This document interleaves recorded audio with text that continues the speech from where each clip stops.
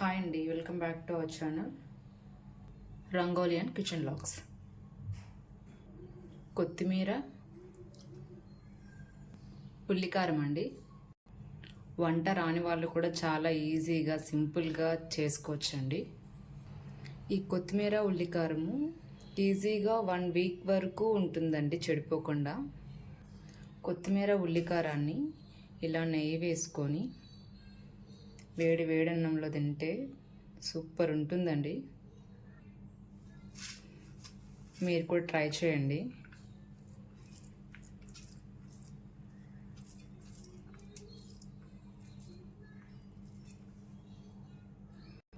ఈ ఉల్లికారాన్ని దోశలోకి ఇడ్లీలోకి కూడా తినొచ్చండి, చాలా బాగుంటుంది టేస్ట్.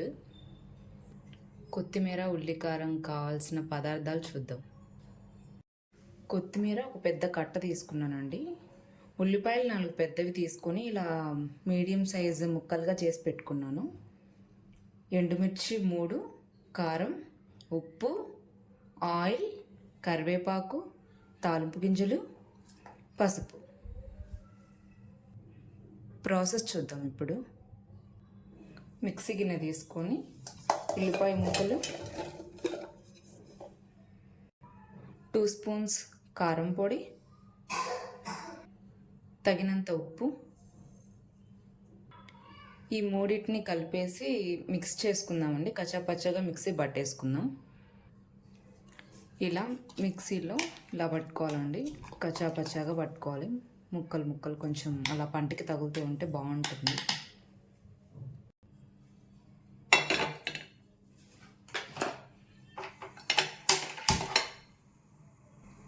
త్రీ స్పూన్స్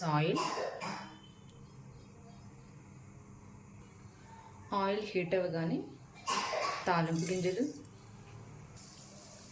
ఎండుమిర్చి,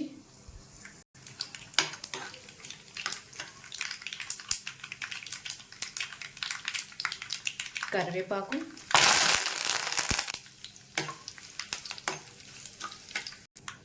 ఉల్లికారాన్ని యాడ్ చేసుకుందామండి.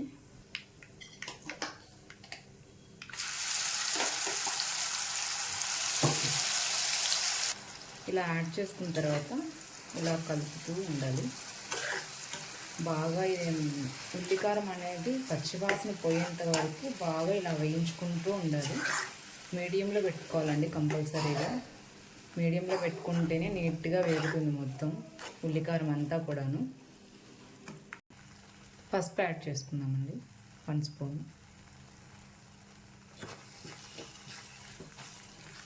ఇంకో విషయం అండి, ఇది బాగా ఎంతసేపు బాగా నీట్గా సిమ్లో మగ్గుతుందో అన్ని ఎక్కువ రోజులు నిల్వ ఉంటుందండి.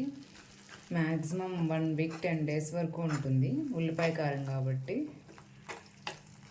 కొత్తిమీర యాడ్ చేస్తున్నాం.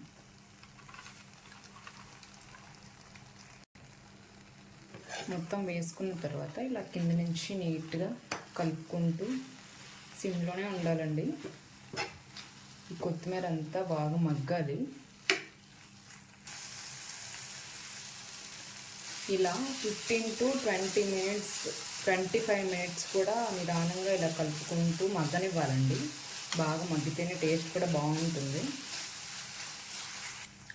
ఇంతేనండి, కొత్తిమీర ఉల్లికారం రెడీ అయిపోయింది. ఈ రెసిపీ ఇంట్లో కూరగాయలు ఏం లేనప్పుడు మనకి నోరు చప్పగా ఉండి కొంచెం కారంగా తినాలనిపించినప్పుడు ఈ రెసిపీ కంపల్సరీగా ట్రై చేయండి, చాలా బాగుంటుంది. మీకు ఈ రెసిపీ నచ్చినట్లయితే please like and share, comment and subscribe అండి. Thank you so much. తప్పకుండా మీరు కూడా ఇలా ట్రై చేసి చూడండి. Thank you for watching.